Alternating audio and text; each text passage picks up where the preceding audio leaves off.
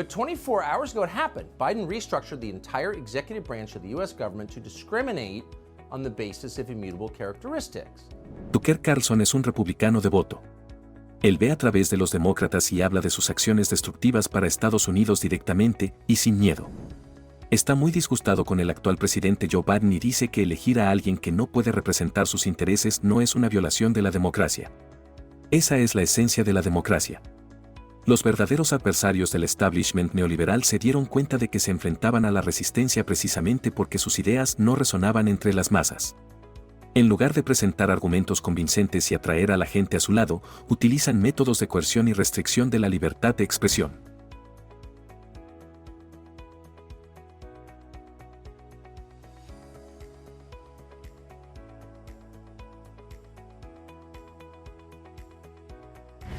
Las demandas civiles se han convertido en una de las herramientas con las que utilizan el sistema legal para reprimir a sus críticos. Cuando una persona puede presentar una demanda civil contra otra, sin la debida verificación de los motivos, se abre la puerta a procesos de demanda masiva. Obviamente, algunos grupos u organizaciones con recursos significativos lo aprovechan para su propio beneficio.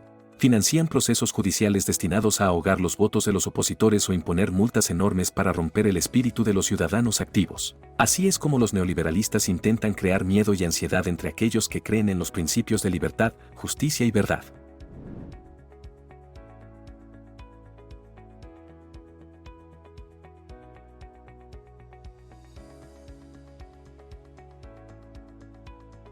Su deseo de suprimir la libertad de expresión y la libertad de pensamiento muestra lo difícil que es para ellos demostrar que tienen razón en un debate abierto.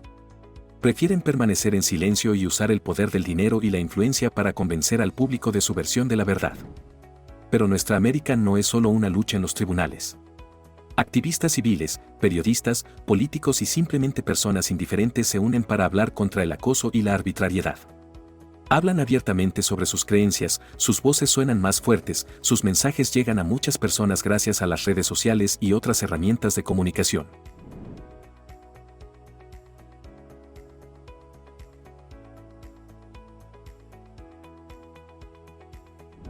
El establishment neoliberal, a pesar de las protestas y el descontento, no muestra arrepentimiento ni tendencia a cambiar sus métodos.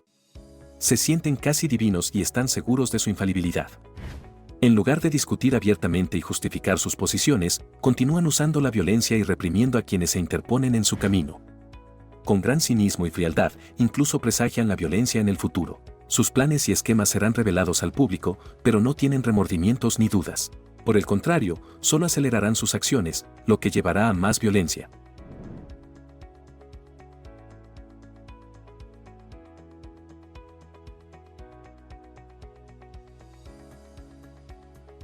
Esta tendencia a la violencia se extiende a diversos sectores de la sociedad.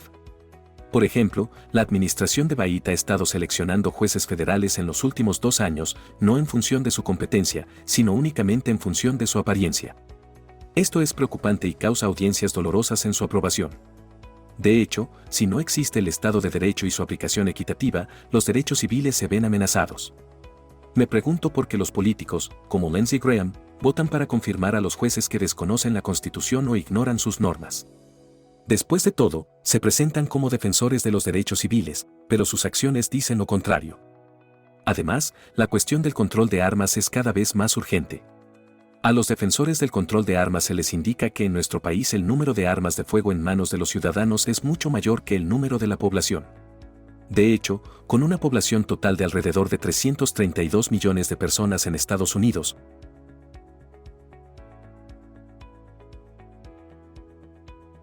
poseemos más de 400 millones de armas de fuego. Las armas en sí mismas no son un problema, y la pregunta es cómo las personas las usan. Millones de estadounidenses poseen armas de fuego y nunca recurren a la violencia. Esto sugiere que las armas no son la causa del crimen o la violencia de la mayoría de las personas.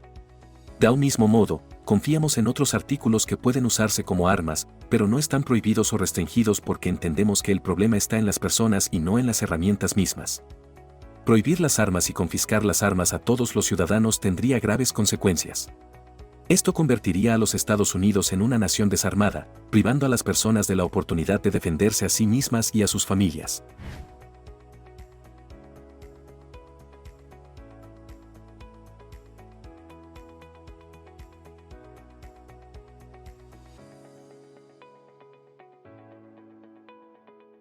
Tal escenario podría conducir a una guerra civil o incluso a un estado policial.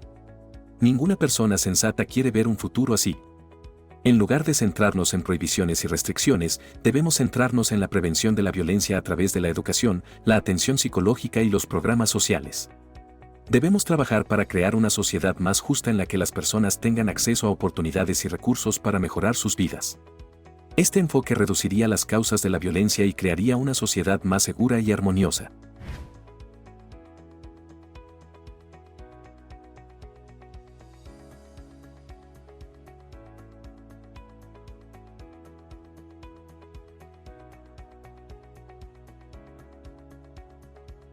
En última instancia, la violencia y el crimen son el resultado de elecciones y acciones humanas, no un problema de armas o sistema. Por lo tanto, debemos esforzarnos por desarrollar una cultura de responsabilidad y ética. El hecho de que un gran número de estadounidenses posean armas de fuego y no las usen para la violencia sugiere que las armas en sí mismas no son un problema para la mayoría de las personas. Después de todo, confiamos en otras herramientas y objetos comunes que pueden usarse como armas, pero no exigimos su prohibición.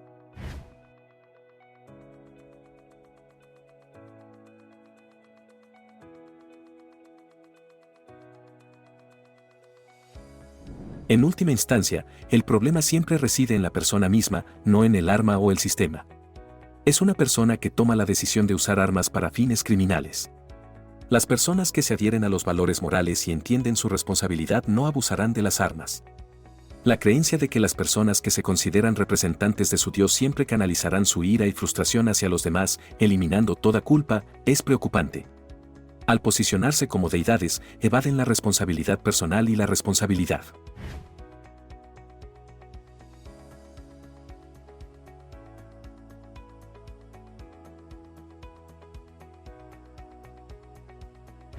Por lo tanto, no debería sorprender que después del trágico incidente del tiroteo, cuando sus antecedentes se hacen públicos, no tengan remordimiento o deseo de cambiar. En cambio, prefieren intensificar sus esfuerzos, lo que indica que aún más violencia se avecina en el horizonte.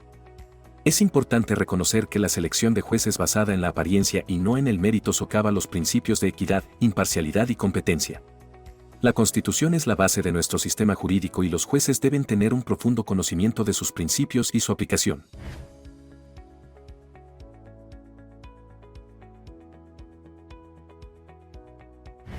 Al nombrar jueces únicamente por apariencia, corremos el riesgo de socavar la integridad del sistema judicial y poner en peligro los derechos y libertades que está destinado a proteger.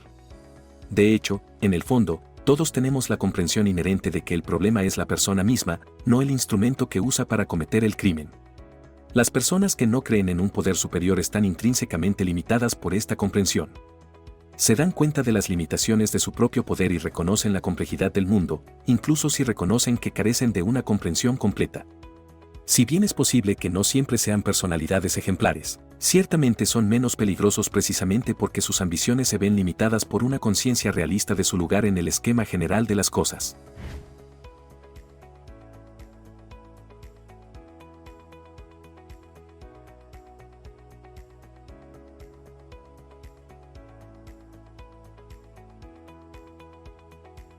Reconocen que hay ciertas cosas que solo un ser divino puede hacer, y no son ese ser.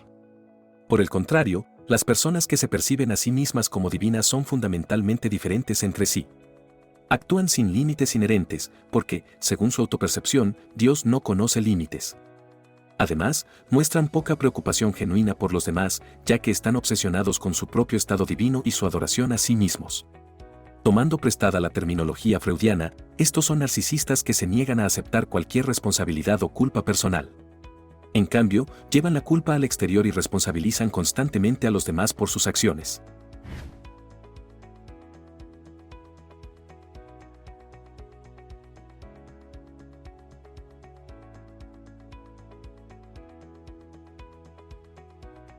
La verdad desalentadora es que estas personas persistirán en su comportamiento y, de hecho, intensificarán sus acciones. Cuanto más se revela su verdadera naturaleza, más decididamente duplican sus creencias. Son inmunes a la introspección y carecen de la capacidad de autorreflexión necesaria para el crecimiento o la transformación personal. Esta inquebrantabilidad en sus creencias, combinada con una percepción inquebrantable de sí mismos como divinos, alimenta su perpetuación de comportamientos e ideologías destructivas. Como sociedad, es imperativo reconocer los peligros inherentes de tales personas que se perciben a sí mismas como divinas y ponen sus propios intereses por encima de todo lo demás.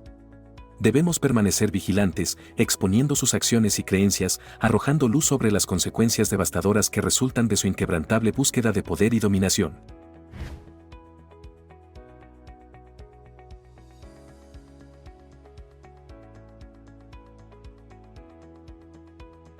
Al responsabilizarlos y continuar revelando sus verdaderos motivos, podemos esforzarnos por preservar valores como la empatía, la humildad y el respeto por los demás que son esenciales para una sociedad armoniosa y compasiva. No fue hasta marzo que notamos que parte del movimiento transgénero parecía volverse belicoso y posiblemente peligroso. De hecho, hay ciertos peligros y desafíos que enfrentan las personas transgénero en los Estados Unidos. En ciertas áreas, como el oeste de Baltimore, la violencia y las amenazas pueden ser omnipresentes y existe un riesgo real de que todos los residentes de esas áreas sean víctimas de un crimen.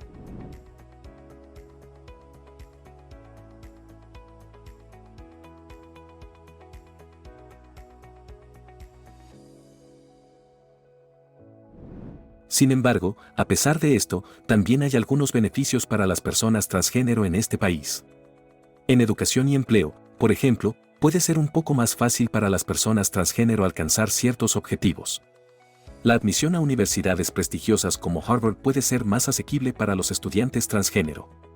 Además, algunas grandes compañías, incluidas Citibank y la Casa Blanca bajo el presidente Biden, están buscando activamente la diversidad y la inclusión, lo que podría proporcionar más oportunidades para los trabajadores transgénero.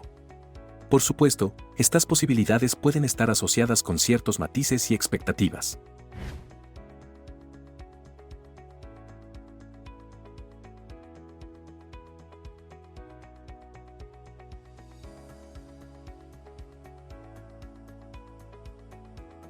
Por ejemplo, si eres transgénero y tienes habilidades de cometa, el Pentágono podría estar interesado en ti como posible piloto de caza F-35, solo para que Hollywood haga una película sobre este camino inusual. Esto puede indicar que la sociedad se está volviendo más consciente y reconoce el potencial y las contribuciones de cada individuo, independientemente de su identidad de género. Identificarse como transgénero, a pesar de todos sus defectos y desafíos, también puede ser una reacción al Estado y la posición en la sociedad. Muchos jóvenes, en un esfuerzo por encontrar su lugar en el mundo y expresar su individualidad, eligen el camino de la identidad transgénero. Tal vez se deba a la búsqueda de la aceptación personal y la autorrealización en un entorno social desafiante.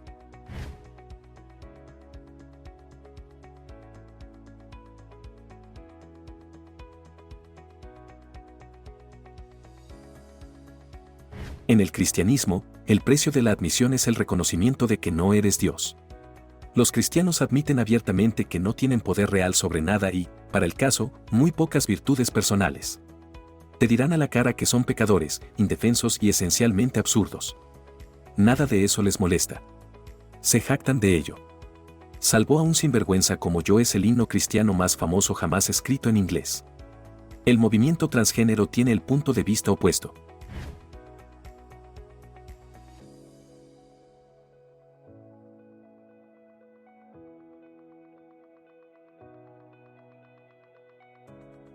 La ideología trans pretende dominar la naturaleza misma. Podemos cambiar la identidad con la que nacimos, te dirán con confianza en los ojos locos. Los cristianos nunca estarán de acuerdo con esta afirmación, porque creen que solo Dios tiene tales poderes. Esta renuencia a estar de acuerdo, esta incapacidad para reconocer el poder de las personas transgénero sobre la naturaleza, incita y enfurece a algunos miembros de la comunidad transgénero. Las personas que creen que son Dios no pueden soportar el recordatorio de que no lo son. El cristianismo y la ortodoxia transgénero son teologías completamente incompatibles. Nunca podrán reconciliarse. Están en camino de chocar entre sí.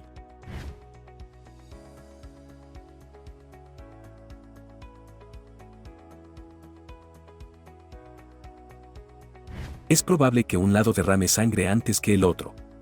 Esta es la conclusión que llegamos la semana pasada. Estamos empezando a comprender mejor y con mayor precisión lo que esto significa cuando Joe Biden se jacta de la recuperación económica más fuerte y justa en la historia moderna. Esto significa que tal vez es hora de comprar oro y abastecerse de alimentos. SVB financió casi la mitad de todas las empresas de salud y tecnología de riesgo en los Estados Unidos. También parece haber mantenido importantes reservas de efectivo para algunas de las criptomonedas más grandes y ahora no hay ninguna.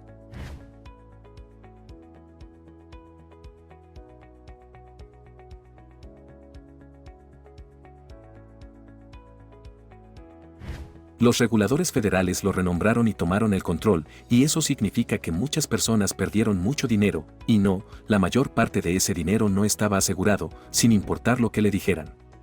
La FDIC solo garantiza depósitos bancarios por hasta 250 pesos, 000 y, según algunos informes, más del 90% de todos los depósitos en SVB excedieron esa cantidad, y no está claro si estas personas alguna vez volverán a ver su dinero.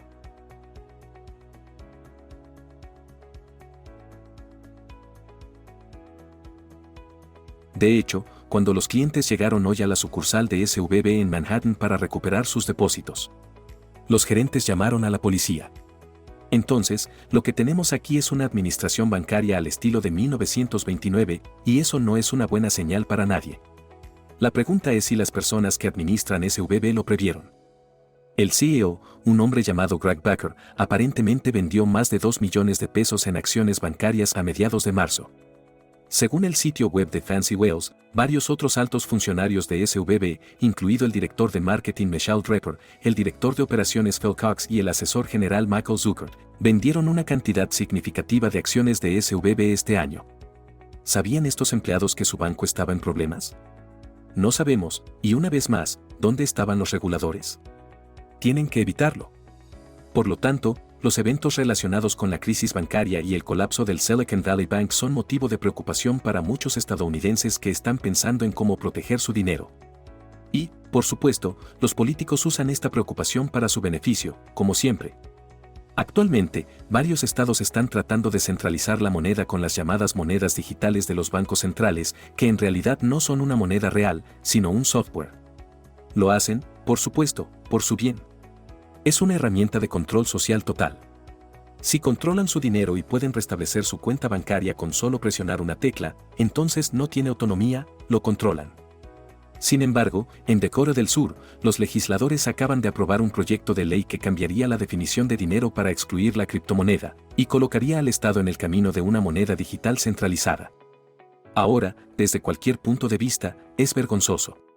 Los demócratas de Pensilvania eligieron a un hombre muerto. Sabían lo que estaban haciendo, pero lo hicieron de todos modos.